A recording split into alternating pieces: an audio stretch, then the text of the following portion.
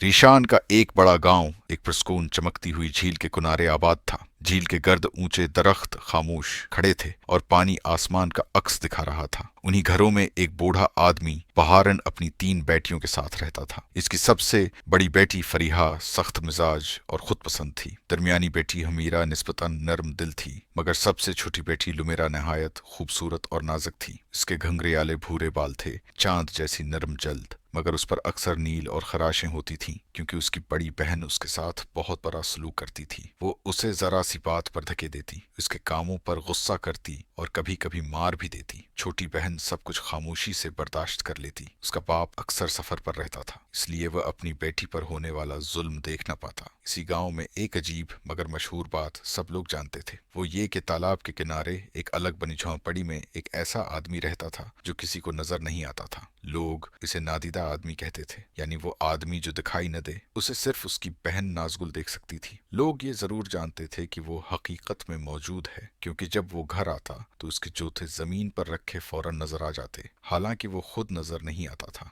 गांव की हर लड़की का यह ख्वाब था कि अगर वो इस नादिदा आदमी आरिज को देख सके तो शायद उससे शादी हो जाए, मगर आज तक कोई भी उसे देखने में कामयाब नहीं हुआ था। एक दिन तीनों बहनें आग के पास बैठी थीं। फरीहा गुरूर से, कल मैं उस शख्स को देखने जाऊंगी जो किसी को नजर नहीं आता। सुना है वो उसी से शादी करेगा जो उसे देख पाएगी। हमीरा, माना कि तुम खूबसूरत हो, मगर मैं भी कम नहीं, मुझे भी साथ ले चलो। फरीहा गुस्से से, और तुम लुमेरा, खबरदार, जो जाने का सोचा भी तुम तो हमें शर्मिंदा ही करोगी। अगर पीछे आई तो मुझसे बड़ा कोई ना होगा। दूसरे दिन फरीहा ने आवाज लगाई, लुमेरा उठो, हमारा नाश्ता बनाओ, हमें निकलना भी है। छोटी बहन ने चुपचाप नाश्ता बनाया। फरीहा और हमीरा नादिदा आदमी के घर की तरफ रवाना हो गईं। गांव वाले हैरत से देख रहे थे। देखो, आज 2 बहनें जा रही हैं, शायद वो उसे देख लें। जैसे ही वो झोंपड़ी पहुंचे, नाजगल ने उनका इस्तकबाल किया और उन्हें झील के किनारे ले गई। नाजगल, क्या तुम मेरे भाई को देख रही हो? अगर हाँ तो बताओ, उसके जूते किस रंग के हैं और वो कहाँ खड़ा है? फरीहा घबराकर झूठ बोलते हुए, सियाह रंग के, और वो मेरे करीब ही खड़ा है। हमीरा भी गलत जवाब देती है। नाजगल अफसोस से बोली,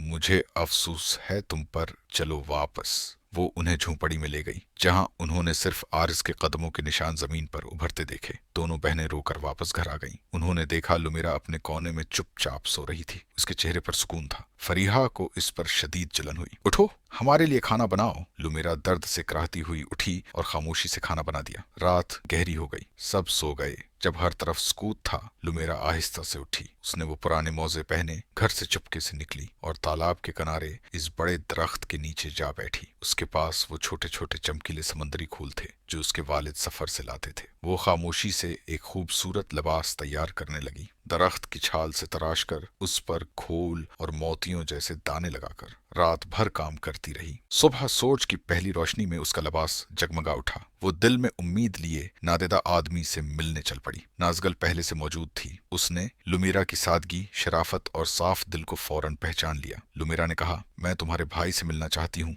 मैंने सब अपने हाथों से बनाया है। नाजगल ने सर हिलाया। लुमेरा ने आंखें बंद की, दिल की आंख से देखने की कोशिश की। अचानक धुंध में एक हल्की सी इंसानी शक्ल उभरने लगी और फिर रोशन। लुमेरा ने सांस रोके कहा, तुम वाकई यहाँ हो, और बहुत शानदार।